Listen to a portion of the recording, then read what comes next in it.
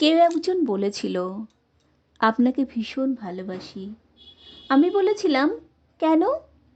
সে বলেছিল, আপনার চোখ দুটো সুন্দর, আপনার কণ্ঠস্বর শুনতে ভালো লাগে, খুব মিষ্টি করে কথা বলেন, আপনার ঠোঁটের নিচের কালো তিলটা দেখে যে কেউ প্রেমে পড়বে।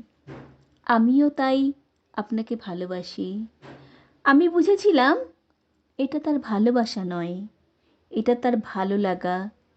তাই তাকে আর ভালোবাসা হলো না।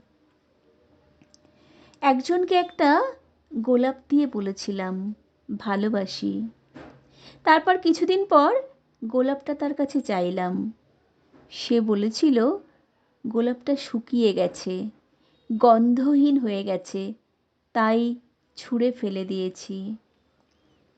আমি বুঝেছিলাম সে সৌন্দর্যের প্রতীক। সৌন্দর্য নষ্ট হয়ে গেলে সে গোলাপের মতো আমাকেও ছুঁড়ে ফেলে দেবে। তাই তাকেও আর ভালোবাসা হয়নি। আরও একজন এসেছিল।